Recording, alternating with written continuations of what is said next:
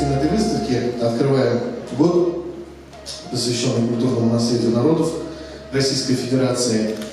И очень, я считаю, удачно Министерство культуры подобрано мероприятие «Эпическое наследие народов». Народов Евразии. Здесь представлены эпосы всех наших народов Евразии. Мы прослушали и отрывки из Урал-Батыра, и эпическое произведение из русского фольклора. Традиционно эпосы считаются самыми такими первоисточниками, откуда мы черпаем знания о культуре, философии, традициях тех или иных народов. Поэтому чрезвычайно важно эти знания сохранять, передать из поколения в поколение, изучать и исследовать. Еще раз всех с праздником, поздравляю, изучайте, храните нашу традиционную культуру. Спасибо большое.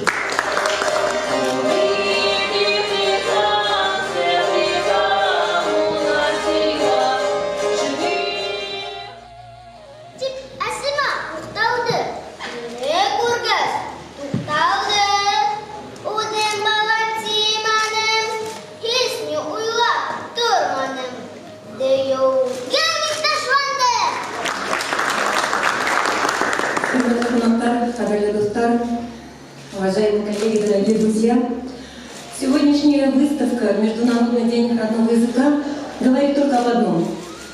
Миф, эпос жив и будет жить вечно, пока живет тот народ, который его сотворил, пока живет тот язык, на котором он впервые прозвучал, и пока живы современники, которые остаются верными заветам предков. Потому что миф, независимо от того, в какой культуре он родился, это не только древнее мировоззрение, как устроен мир, как устроены люди. Это прежде всего нравственная программа, направленная в будущее, потомкам. Как нам жить, как нам любить, как нам работать, как защищать Родину, как создавать семьи. Урал-Батыр, Акбузат, Ахакула, Кара-Юрга, Кумарбуга. Вот я перечислила наши основные башкирские мифы, где воспевается любовь к родине, уважительное отношение к живым существам, к животным, которые составляют основу твоей благополучной жизни. Это создание парной семьи, где муж — это батыр, а жена — это красавица.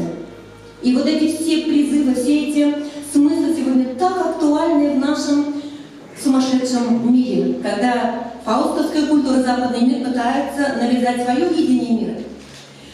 И сегодняшняя выставка — своеобразная перекличка нас с вами, современников, с нашими, с нашими предками.